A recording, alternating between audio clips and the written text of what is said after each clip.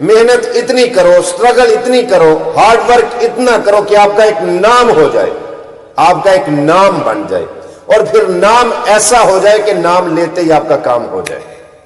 اس کام کی ضرورت ہے، اس وقت کی ضرورت ہے، اس لیول کی ضرورت ہے کہ آپ کا ایک نام ہو، آپ ایک برانڈ ہو، آپ کا ایک اپنا سٹیٹس ہونا چاہیے، آپ کا ایک اپنا معیار ہونا چاہیے، آپ کا ایسا نام ہو کہ آپ کا نام لیتے ہی کام ہو جائے۔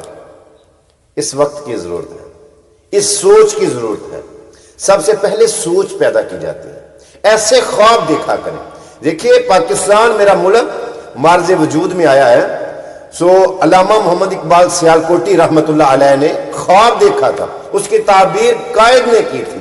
پہلے خواب دیکھنا پڑتا ہے، اس لیے خواب دیکھیں بڑے، اور پھر اس کی تعبیر کے لیے جدوجہد کریں، سٹرگل کریں، کوشش کریں، محنت کریں۔ کچھ بھی ناممکن نہیں ہے، مشکل ضرور ہے، اور نام اپنا پیدا کریں۔ میں اس کی کئی بار مثال اس طرح دے چکا ہوں۔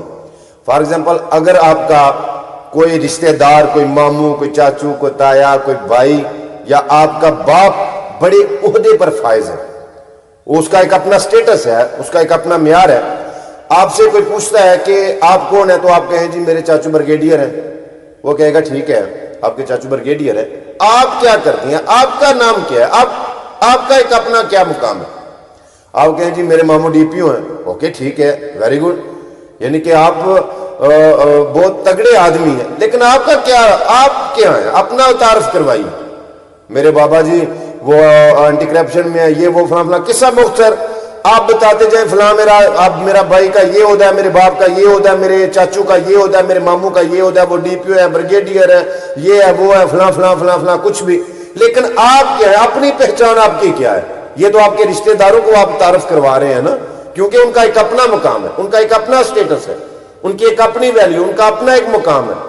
وہ کوشش کر کے، سٹرگل کر کے، محنت کر کے، جیسے کیسے انہوں نے اپنا نام بنایا، تو ان کا نام استعمال نہیں کر، اپنا بتا، تیرا کیا مقام ہے، تیرا سٹیٹس کیا ہے، تیری کیا ویلیو ہے۔ ایک بڑی تلخ حقیقت بیان کرنے لگا ہوں، ناراض مت ہونا، کیونکہ بول دینے کا عادی ہوں۔ حضرت میری نظر میں آپ کی گاڑی، آپ کے بنگلے کی، آپ کے عہدے کی، آپ کی نوکری کی، آپ کی مونچھوں کی، آپ کے ڈیرے کی، آپ کی نیشنلٹی کی کوئی ویلیو نہیں، معذرت۔ میری نظر میں آپ کی اہمیت ہے، اگر آپ ایک اچھے انسان ہیں۔ میں نہیں متاثر ہوتا ان چیزوں سے، وہ کوئی اور لوگ متاثر ہوتے ہوں گے، ان کو کر لینا جا کے۔ میں تو کئی بار یہ بات کہہ چکا ہوں کہ مجھ سے ملتے وقت اپنا عہدہ، اپنی نوکری، اپنی نیشنلٹی، یہ سب کچھ، اپنا غرور اپنے گھر چھوڑ کے آئیے۔ مجھ سے ملتے وقت اگر آپ رشتہ دار ہیں تو رشتہ دار بن کے ملیے، اگر آپ میرے دوست ہیں تو دوست بن کے ملیے، اگر آپ میرے عزیز ہیں تو عزیز بن کے ملیے۔ میں ان چیزوں سے متاثر نہیں ہوتا، اللہ کی قسم میری نظر میں ان کی کوئی ویلیو نہیں ہے۔